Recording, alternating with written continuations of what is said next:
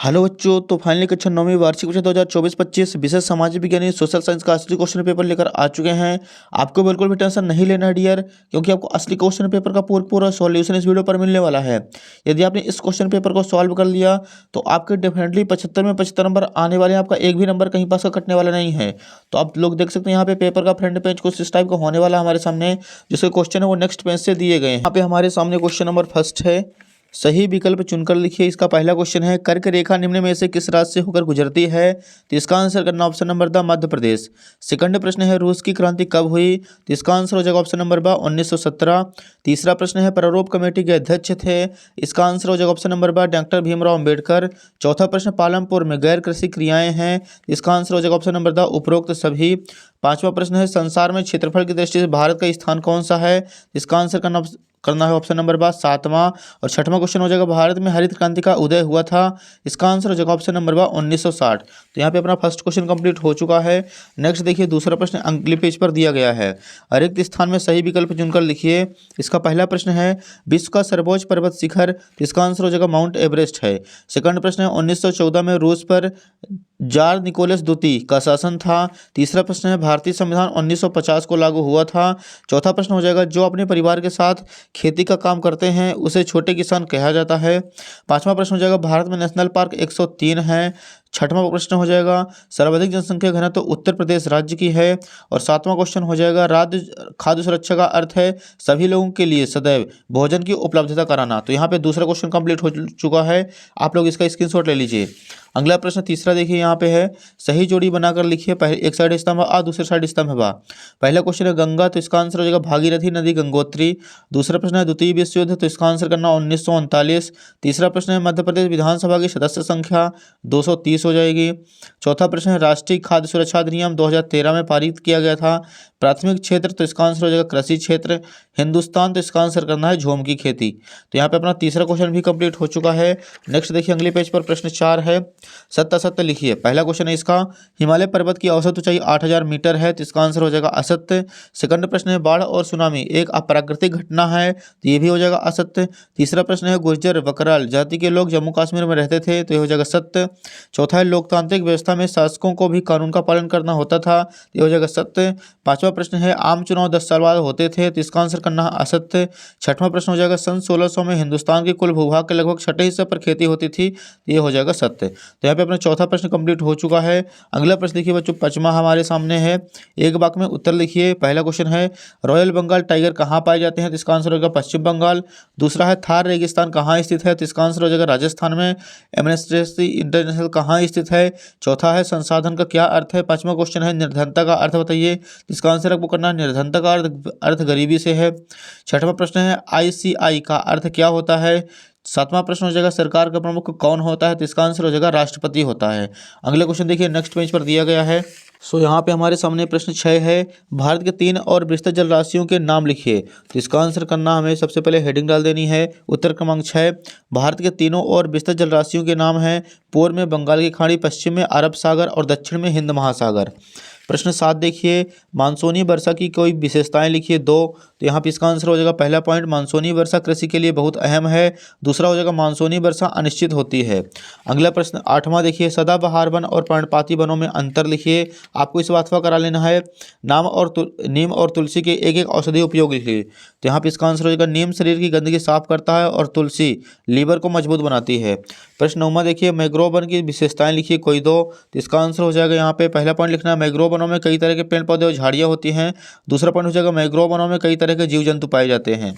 अगला प्रश्न 10वां है, जैकोबिन क्लब के सदस्य कौन थे? तो इसका आंसर लिखना हमें, जैकोबिन क्लब के सदस्य मुख्यतः छोटे दुकानदार, कारीगर तथा जैसे जूता चप्पल बनाने वाले, नौकर व दिहाड़ी मजदूर करने वाले आदि जो समाज के कम श्रमबद्ध हिस्से में आते थे, वे जैकोबिन क्लब के सदस्य कहलाते थे। अगला प्रश्न देखिए बच्चों, प्रश्न 11 है जो कि नेक्स्ट पेज पर दिया गया है, खूनी रविवार की घटना क्या थी? तो इसका आंसर लिखना हमें, रूस के सेंट पीटर्सबर्ग में 22 जनवरी 1905 को हुई थी। इस दिन जार की सेनापति ने शांतिपूर्ण मजदूरों और उनके परिवारों के जुलूस पर गोलियां चलाई थी। यही खूनी रविवार की घटना थी। अगला प्रश्न देखिए, प्रश्न 12 है, युद्ध से जंगल क्यों प्रभावित होते हैं? इसका आंसर करना हमें, युद्ध के समय जंगलों में आग लग सकती है जिससे वनस्पति और जीव जंतु नष्ट हो जाते हैं। प्रश्न 13 देखिए, वयस्क मताधिकार से क्या आशय है? तो इसका आंसर लिखना हमें सभी नागरिक जो 18 वर्ष और उससे अधिक उम्र के हैं उनकी जाति या शिक्षा, धर्म, प्रजाति आदि परिस्थितियों के बावजूद वोट देने के अधिकार स्वतंत्र है, वयस्क मताधिकार कहलाता है। प्रश्न 14 देखिए, पंथ निरपेक्षता संविधान क्या है? इसका आंसर लिखना में भारत सरकार धर्म के मामले में तटस्थ रहेगी और सभी धर्मों के प्रति निष्पक्षता का भाव रखेगी, यही पंथ निरपेक्षता है। प्रश्न 15 है, गठबंधन सरकार किसे कहा जाता है? इसका आंसर करना में भारत सरकार जब एक से ज़्यादा राजनीतिक दल मिलकर सरकार बनाते हैं तो उसे गठबंधन सरकार कहा जाता है। अगला प्रश्न देखिए, प्रश्न 16 है, अर्थव्यवस्था के तृतीयक क्षेत्र से आप क्या समझते हैं? इसका आंसर करना है अर्थव्यवस्था का तृतीयक क्षेत्र सेवाओं का उत्पादन करने वाला क्षेत्र है, इसे सेवा क्षेत्र भी कहा जाता है। इसमें शिक्षा, स्वास्थ्य आदि सेवाएं शामिल होती हैं। अगला प्रश्न देखिए बच्चों, प्रश्न 17 है, मानव पूंजी निर्माण में स्वास्थ्य की क्या भूमिका है? इसका आंसर करना है मानव पूंजी निर्माण में स्वास्थ्य की अहम भूमिका होती है। यह न केवल व्यक्तियों की शारीरिक भलाई को दर्शाता है बल्कि समाज में पूरी तरह से भाग लेने वाले क्षमता को भी दर्शाता है। प्रश्न 18 देखिए, रेशम मार्ग पर टिप्पणी देखिए। तो इसका आंसर करना में रेशम मार्ग से बड़े पैमाने पर चीन के रेशम यूरोप, अफ्रीका तथा एशियाई देशों में भेजे जाते थे, इसलिए इस मार्ग का नाम रेशम मार्ग या सिल्क जूट कहा गया है। रेशम मार्ग के जरिए रेशम, चाय, भारतीय मसाले, कपड़े, कीमती पत्थर, सोना, चांदी, शराब आदि का व्यापार होता था। रेशम मार्ग द्वारा संस्कृति, भाषा और विचारों का आदान प्रदान होता था। रेशम मार्ग एक महत्वपूर्ण ऐतिहासिक व्यापार मार्ग था। मार्को पोलो ने रेशम मार्ग से यात्रा करके चीन पहुंचे थे और वहां की सभ्यता को देखे थे। अगला प्रश्न देखिए बच्चों, प्रश्न 19 है, औपनिवेशिक सरकार ने बेकार पड़ी भूमि को कृषि योग्य बनाने के लिए क्या योजना बनाई थी? इसका आंसर आपको यहाँ पे करना है ऐसी जमीन जिससे ना कोई लगान मिलता था ना ही उत्पादन होता था, को अंग्रेजों ने बेकार माना था, उसे कुछ लोग खास लोगों को दे दी गई थी और कृषि कार्य हेतु उसे प्रोत्साहित किया गया था। कुछ लोगों को गाँव का मुखिया बना दिया गया था ताकि वे जमीन पर खेती कार्य को ठीक ढंग से करवाएं। यह जमीन चरवाहों की थी जिनका चरवाहे नियमित रूप से इस्तेमाल किया करते थे। तो यह जगह 19 का आंसर। अगले देखिए प्रश्न 20 है, भारत के राष्ट्रपति की कौन कौन से शक्तियां प्राप्त होती हैं? आपको इसका अथवा करा लेना है। प्रधानमंत्री पद के लिए क्या क्या योग्यता होनी चाहिए? तो यहाँ पे इसका आंसर आपको लिखना है। फर्स्ट पॉइंट, वह भारत का नागरिक हो। सेकंड पॉइंट हो जाएगा वह कम से कम 25 वर्ष की आयु पूरी कर चुका हो। तीसरा हो जाएगा वह लोकसभा का सदस्य होना चाहिए और चौथा हो जाएगा कि वह किसी सरकारी लाभ के पद पर ना हो। अगला प्रश्न देखिए बच्चों, 21 नंबर हमारे सामने नेक्स्ट पेज पर दिया गया है। सो यहाँ पे क्वेश्चन नंबर 21 है, भारत के मानचित्र पर निम्नलिखित को दर्शाना है। पहला है मालवा का पठार, दूसरा हो जाएगा लक्षद्वीप, तीसरा है चिल्का झील, चौथा है कंचनजंगा। अगला प्रश्न देखिए 22 है, भारतीय संविधान द्वारा नागरिकों को कौन कौन से मौलिक अधिकार प्राप्त किए गए हैं? किन्हीं चार को समझाइए। तो यहाँ पे पहला लिखना है समानता का अधिकार। इस अधिकार के द्वारा प्रत्येक नागरिक को कानून के समक्ष समानता है तथा भेदभाव, अस्पृश्यता और उपाधियों का अंत कर दिया गया है। सरकारी नौकरियों में बिना धर्म, जाति, लिंग आदि का भेदभाव किए समानता है।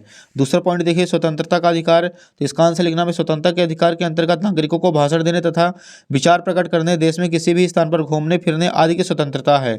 तीसरा पॉइंट शोषण के विरुद्ध अधिकार। इस अधिकार के अनुसार मानव के क्रय विक्रय, किसी से बेचकर तथा 14 वर्ष से कम आयु वाले बच्चों को कारखानों, खानों या किसी खतरनाक धंधे पर लगाने की रोक दी गई है। चौथा पॉइंट देखिए धार्मिक स्वतंत्रता का अधिकार। किसी व्यक्ति को अपने धर्म को मानने, उसका पालन करने और उसका प्रचार करने की आज़ादी देता है। यह एक मौलिक अधिकार है। अगला प्रश्न देखिए बच्चों, लास्ट क्वेश्चन 23 है, भारत में निर्धनता के क्या कारण है समझाइए। तो यहाँ पे आपको सबसे पहला पॉइंट लिखना है तीव्र गति से बढ़ती जनसंख्या।